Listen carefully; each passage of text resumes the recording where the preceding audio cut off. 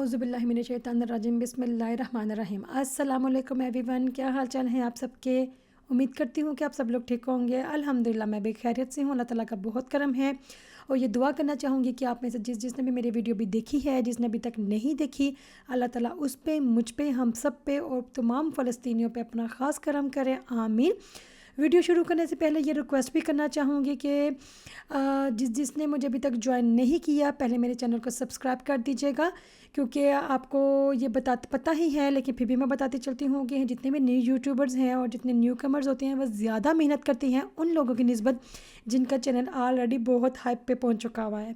हमने अपने मुकाम बनाना है, वहाँ तक पहुँचना है, इसके लिए ज़्यादा मेहनत होती है। एक एक कंटेंट हमें ढूंढ के लाना पड़ता है और बहुत मेहनत करनी पड़ती है। इस वीडियो में जैसे कि मैंने आपको मेरी मेहनत आपको नज़र भी आ जाएगी, क्योंकि हमारी लिफ्ट ख़राब है और मेरी चीज़ें भी तबाह बर्बाद हो रही हैं ऊपर पहुँचते पहुँचते ही। यहाँ से मैं अपनी वीडियो शुरू करती हूँ। सबसे पहले तो मैं इस बच्चों को स्कूल ड्रॉप किया। स्कूल ड्रॉप करने के सीधा ही मैं चली जाती हूँ स्पोर्ट्स सेंटर के लिए।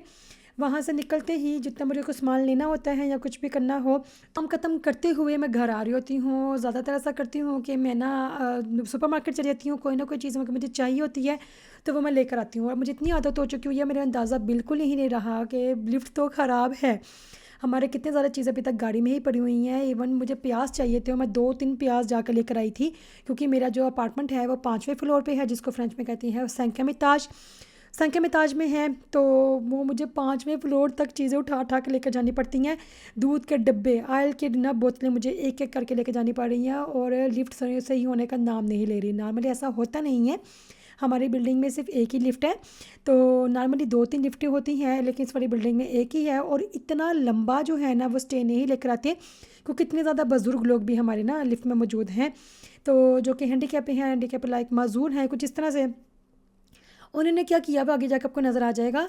एक आदमी उन्होंने बिल्डिंग के नीचे बैठा दिया हुआ, वो बेचारा कुर्सी लेके बैठा रहता है। तो जितने भी लोगों को कोई सामान है या कोई बुज़ुर्ग है जिससे ऊपर जाना थोड़ा सा मुश्किल होती है, तो उनकी मदद करता है वो। ये बहुत अच्छा काम किया तो है, लेकिन फिर भी मुझे उनसे भी कोई काम लेते हुए शर्म आती है। बेचारा वो क्या ऊपर नीचे होता रहता है बार बार। तो वो 5वें छठे फ्लोर तक जाता है सामान लेने, क्योंकि हमारी बिल्डिंग 6 फ्लोर तक है। मैंने सामान लिया। सामान लेते हुए मुझे याद नहीं रहा कि मैंने खुद पैदल चलते हुए लेकर जाना है। फिर भी मैंने ये वाह सामान पकड़ लिया।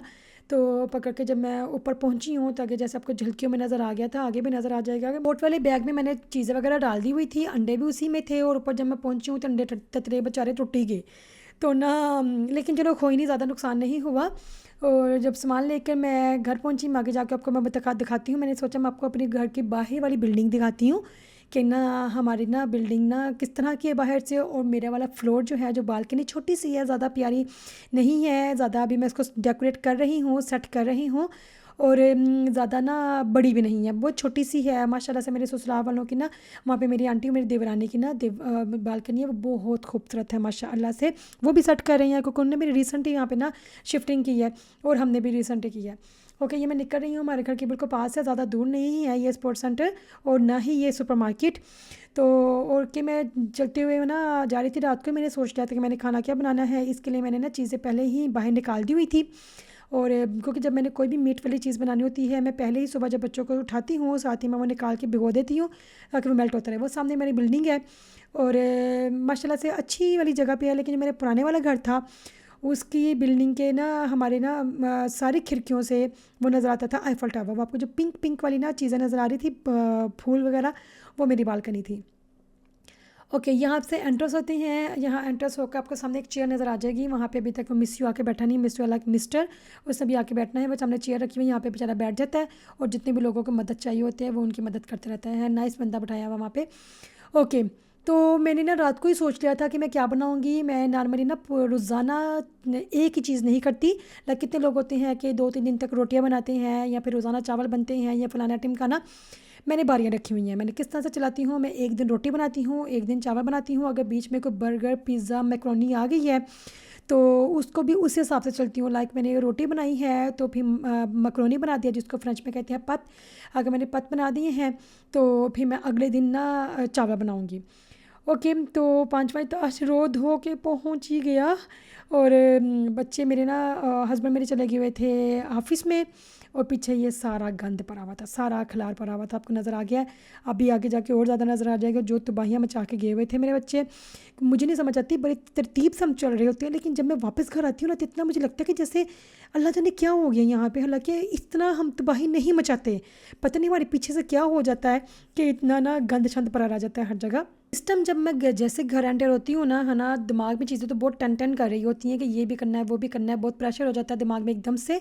लेकिन मैं सारा प्रेशर फ्री हो के सब कुछ ना दिमाग से निकाल के मैं कहती हूँ सबसे पहले मैंने खाना रखना है।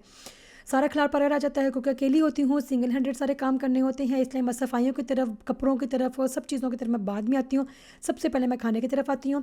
मैंने चिकन इसलिए पहले भिगो दिया था, जब मैं वापस आऊँगी तो चिकन ना बिल्कुल मेल्ट हो चुका हो, तो मैंने इसको अच्छी तरह से काट लिया, धो लिया। धोने के बाद मैंने इसको मैरिनेट कर दिया। क्या किया था, मैंने दही लिया, अदरक, लहसुन, विनेगर। विनेगर मैं बहुत ज़्यादा यूज़ करती हूँ ताकि उसके साथ ना जो मीट होता है किसी भी तरह का वो बहुत सॉफ्ट और बहुत जल्दी गल जाता है।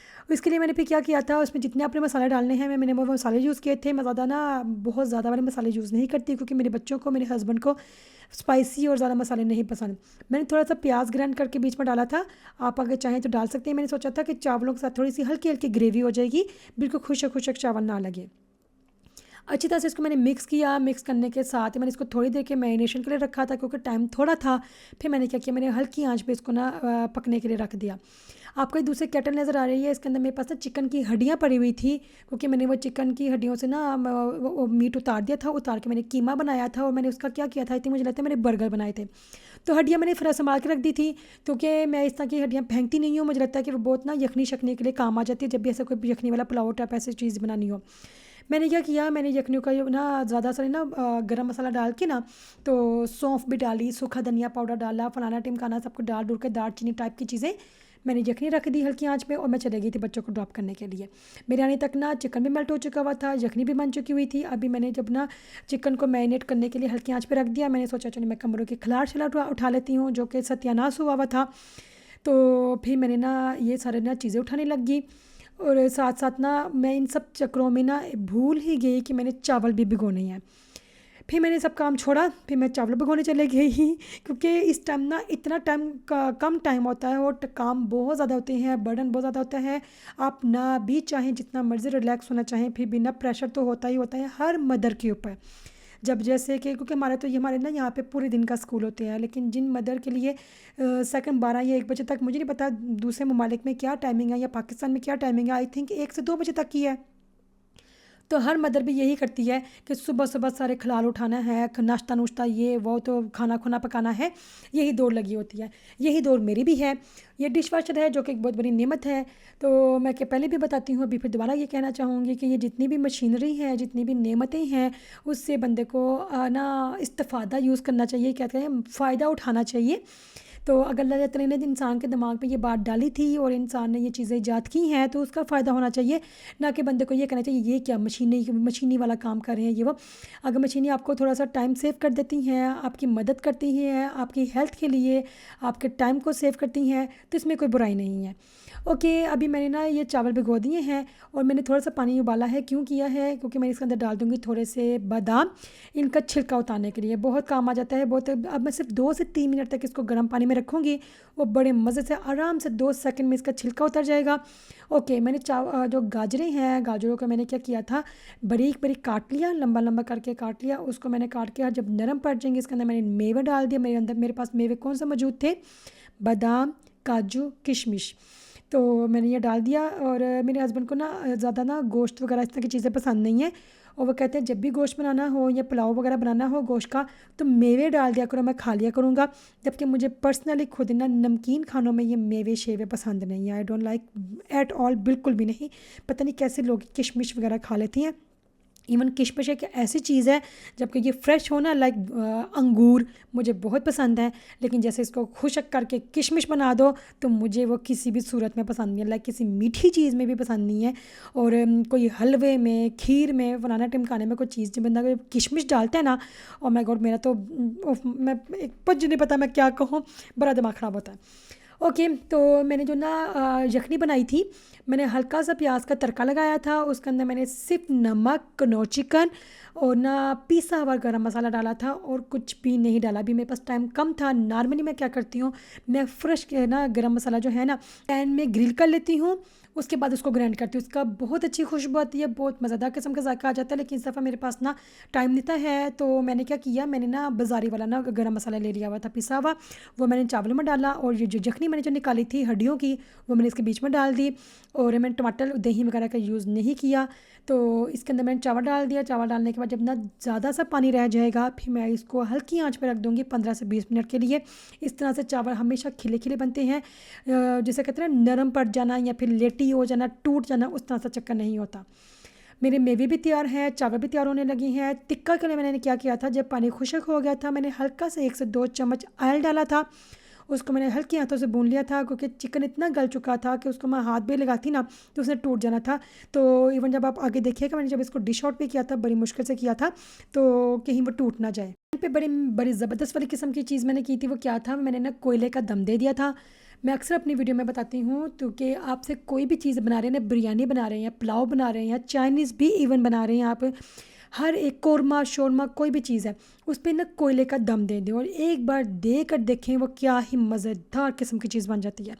अगर आपको लगता है आपके मेहमान आ गए हैं और कोई आपके खाने में कमी पेशी हो गया, लाइक कोई नमक ज़्यादा हो गया है, कम पड़ गया है, जायका सही नहीं आ रहा, 19-20 का फ़र्क पड़ गया है, तो आप यकीन जाने ये बेहतरीन टिप है, आप कोयले का दम इसको दे दें, सारी कमी पेशी दूर हो जाती है। वो नॉर्मल सी को जो चीज़ है ना, जो आपने वैसे नॉर्मल रूटीन वाली कोई चीज़ बनाई है, वो एक्स्ट्रॉर्डनरी बन जाती है।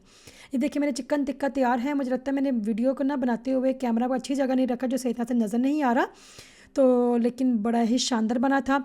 और इसकी इम्पोर्टेंस ये है कि ये मेरे हस्बैंड को माशाअल्लाह से बहुत पसंद आया था और इवन मेरे बच्चों ने भी बहुत पसंद किया था, क्योंकि इसके अंदर मसाले कम थे और मेरे बच्चे बोटी कोई कम खुशी से खाते हैं। यस, मेरे बच्चों को थोड़ा सा मसला है, वो खाने पीने के मामले में बहुत मुश्किल है।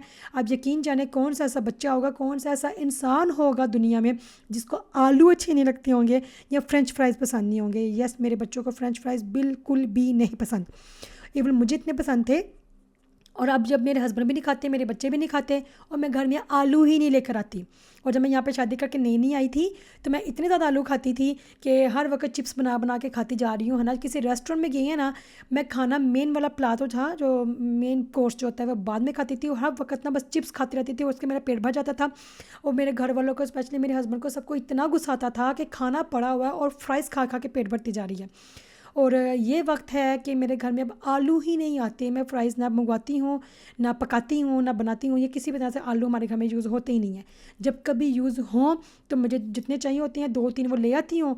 तो वो जैसे आलू गोभी हो गया, आलू बैंगन हो गया, या कभी मेरे हस्बैंड को शोरबी वाली चीज़ के साथ ना कुरकुरी चीज़ चाहिए होती है, तो उसके लिए मैं ना आलू वाली टिक्की हो गई या फिर पकौड़े कभी बनाने, तो वो थोड़े से लेकर आ जाती हूँ। यस, रमज़ान में मैं लेकर आती हूँ, क्योंकि आपको पता है रमज़ान में बाकायदगी से पकौड़े बनने होते हैं। अदरवाइज़ मैं ज़्यादा नहीं लेकर आती, क्योंकि वो ख़राब हो जाती हैं। और जब आलू ख़राब होता है ना, उसकी इतनी गंदी किस्म की स्मेल होती है कि ओ माय गॉड, बंदा डिस्क्राइब नहीं कर सकता। खाना मेरा बन गया है, बस मैं थोड़ी देर तक निकल रही हूँ अपने बच्चों को लेने के लिए। उसमें बस थोड़ा सा टाइम था, तो मैंने सोचा मैं टीवी देख लेती हूँ। मैंने ड्रामा लगाने की कोशिश की, लेकिन ये मेरी भांजियों का एक ना चैनल है यूट्यूब का, हम तीन के नाम से, बहुत क्यूट है, बहुत मासूमियत के साथ बनाते हैं। अगर आप चाहें तो ज्वाइन कर सकते हैं। मुझे तो बहुत ही मज़े का लगा था, क्योंकि मेरी एक भांजी की बर्थडे थी, तो वह सेलिब्रेट कर रही थी, तो मुझे तो बहुत प्यार है इनकी व्लॉगिंग के ऊपर, इनकी वीडियोज़ के ऊपर। अगर आप चाहें तो आप भी चेक कर सकते हैं, आपको भी बहुत पसंद आएगा। ये माशाल्लाह से तीनों हैं और तीनों एक से बढ़ के एक बहुत खूबसूरत हैं। ओके, तो मैं चलती हूँ। वीडियो अच्छी लगी हो तो चैनल को सब्सक्राइब कर दीजिएगा, कमेंट करके बताइएगा कि वीडियो कैसी लगी है। अपना बहुत ज़्यादा ख्याल रखिएगा। अल्लाह हाफिज़।